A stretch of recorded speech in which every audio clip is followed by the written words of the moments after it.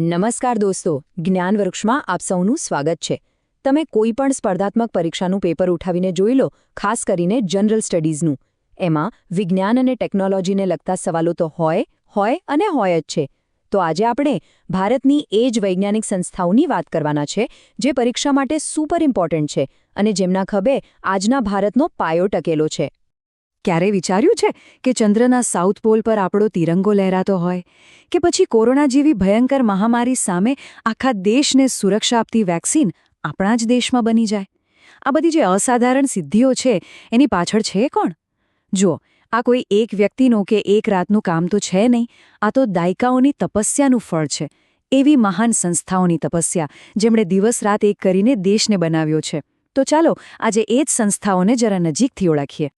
અને એક વાત સમજી લો, આ સંસ્થાઓ ખાલી ઈંટો પથ્થરની બનેલી સરકારી ઓફિસો કે લેબોરેટરીઝ નથી. ના, આ તો આધુનિક ભારતના સાચા શિલ્પકારો છે. એવા મજબૂત પાયાના પથ્થરો છે જેના પર આપણી ટેકનોલોજી, આપણી સુરક્ષા, આપણું સ્વાસ્થ્ય અને આપણી ખેતી આ બધું જ ટકેલું છે. દરેક સંસ્થાનો પોતાનો એક ગજબનો ઇતિહાસ છે અને દેશ માટે એમનું યોગદાન અમૂલ્ય છે. ઓકે, તો આજે આપણે કઈ રીતે આગળ વધવાના છીએ એનું એક રોડમેપ જોઈ લઈએ. સૌથી પહેલાં આપણે જઈશું સીધા અવકાશમાં, ભારતની સ્પેસ જર્નીને સમજીશું. ત્યાર પછી દેશની સુરક્ષા અને એનર્જી સેક્ટરમાં આપણને આત્મનિર્ભર બનાવનાર સંસ્થાઓની વાત કરીશું. એ પછી ઇન્ડસ્ટ્રી અને સાયન્સના રિસર્ચ પર આવીશું અને છેલ્લે આપણા સ્વાસ્થ્ય અને ખેતીના રખેવાળાઓને ઓળખીશું. અને હા, એન્ડમાં તમારા બધા માટે એક સ્પેશિયલ ફાસ્ટ ટ્રેક રિવિઝન તો છે જ. તો ચાલો શરૂઆત કરીએ સૌથી રોમાંચક અને પ્રેરણાદાયક સફરથી, ભારતની અંતરિક્ષ યાત્રા.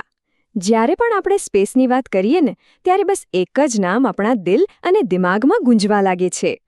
ભારતની આ સ્પેસ સફરનો પાયો નંખાયો હતો 1962માં. ડોક્ટર વિક્રમ સારાભાઈના નેતૃત્વમાં એક કમિટી બની હતી, જેનું નામ હતું ઇન્કોસ્પાર. પછીથી 1969માં આ જ કમિટી બની આપણું ગૌરવ એટલે કે ISRO. અને પછી તો જુઓ, 1975માં આપણા પહેલા સેટેલાઇટ આર્યભટ્ટથી લઈને 2023માં ચંદ્રયાન-3ના ઐતિહાસિક સોફ્ટ લેન્ડિંગ સુધીની સફર આખી દુનિયાએ જોઈ. આ છે ભારતના મજબૂત ઇરાદાની કહાણી. ભારતીય અવકાશ કાર્યક્રમના પિતામહ કોણ? ડોક્ટર વિક્રમ સારાભાઈ. એમના દ્વારા સ્થપાયેલ ISROનું હેડક્વાર્ટર બેંગલુરુમાં છે. ISRO પાસે PSLV જેવું એકદમ ભરોસાપાત્ર વર્કહોર્સ રોકેટ છે, તો LVM-3 જેવું શક્તિશાળી બાહુબલી પણ છે. આપણે મંગળયાનથી મંગળ પર પહોંચ્યા, આદિત્ય L1થી સૂર્યનો અભ્યાસ કરી રહ્યા છીએ, અને હવે તો આપણું સપનું છે ગગનયાન, એટલે કે અંતરિક્ષમાં આપણા પોતાના યાનમાં ભારતીયને મોકલવાનું. પણ એક મિનિટ, શું તમને ખબર છે કે ભારતનો આજે આટલો મોટો સ્પેસ પ્રોગ્રામ છે એના મૂળ ક્યાં છે? આપણા ગુજરાતમાં. જી હા, બિલકુલ સાચું સાંભળ્યું. અમદાવાદમાં આવેલી ફિઝિકલ રિસર્ચ લેબોરેટરી એટલે કે PRL, જેની સ્થાપના ખુદ ડોક્ટર સારાભાઈએ 1947માં કરી હતી, એને ભારતીય અવકાશ વિજ્ઞાનનું પારણું કહેવામાં આવે છે. અહીંથી જ આખી મહાન સફરનો પાયો નંખાયો હતો. અને અમદાવાદમાં જ એક બીજી બહુ જ મહત્વની સંસ્થા છે SAC, એટલે કે સ્પેસ એપ્લિકેશન સેન્ટર. 1972માં સ્થપાયેલી આ સંસ્થા શું કામ કરે છે ખબર છે? એ આપણા સેટેલાઇટ માટે આંખ અને કાન બનાવે છે. મતલબ કે કમ્યુનિકેશન અને પૃથ્વી પર નજર રાખવા માટેના જે હાઈટેક કેમેરા અને સેન્સર હોય છે ને, એ બધા અહીંયા જ બને છે. અને હવે આવીએ લેટેસ્ટ ડેવલપમેન્ટ પર. અમદાવાદના ભોપાલમાં 2020માં સ્થપાઈ ઇનસ્પેસ. આ સંસ્થા સ્પેસ સેક્ટરમાં પ્રાઇવેટ કંપનીઓ માટે દરવાજા ખોલી રહી છે. એનું મુખ્ય કામ છે પ્રાઇવેટ કંપનીઓને સ્પેસમાં રિસર્ચ કરવા માટે પ્રોત્સાહન આપવું, ગાઈડન્સ આપવું અને પરમિશન આપવી, જેથી ભારતનો સ્પેસ ઉદ્યોગ નવી ઊંચાઈઓ સર કરે. ચાલો, તો અવકાશની ઊંચાઈઓ સર કર્યા પછી હવે આવીએ જમીન પર. વાત કરીએ દેશની સુરક્ષા અને ઊર્જાની. આ બે ક્ષેત્રોમાં આપણને આત્મનિર્ભર બનાવનાર બે મહાન સંસ્થાઓ છે, DRDO અને BARC. બલસ્ય મૂલમ વિજ્ઞાનમ, આનો અર્થ થાય છે શક્તિનું મૂળ વિજ્ઞાન છે.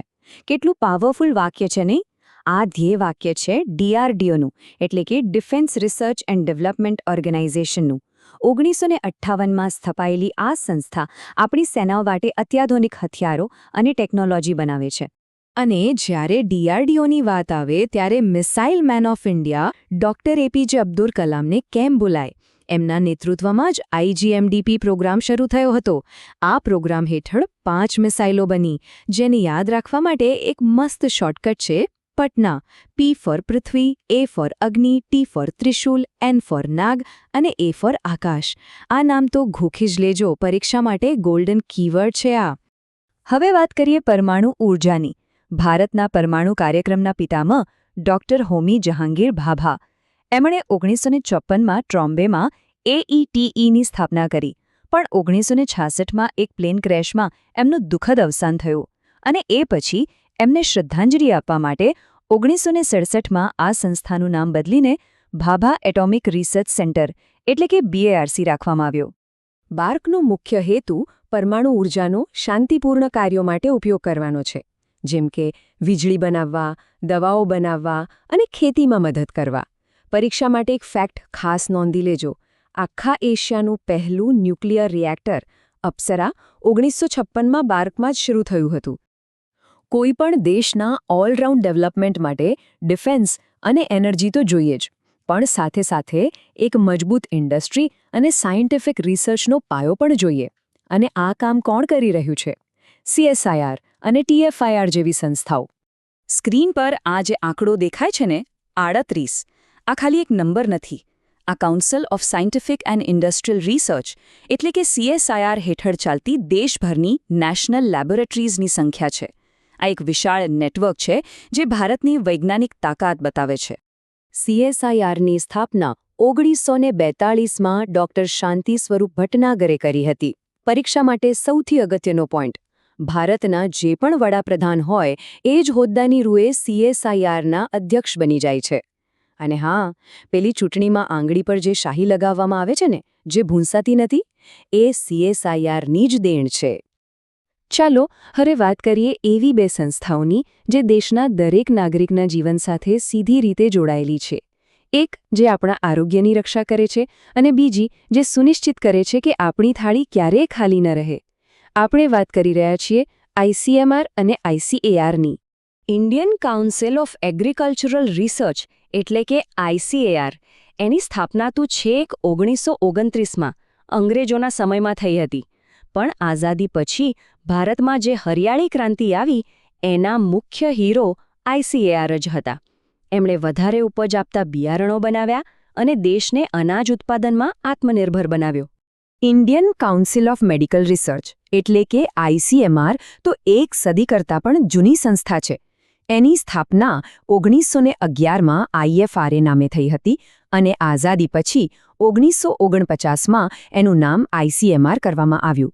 તાજેતરમાં જ કોવિડ-19 મહામારી વખતે ભારત બાયોટેક સાથે મળીને જે કોવેક્સિન બની, એના વિકાસમાં ICMRનો બહુ મોટો અને મહત્વનો ફાળો હતો.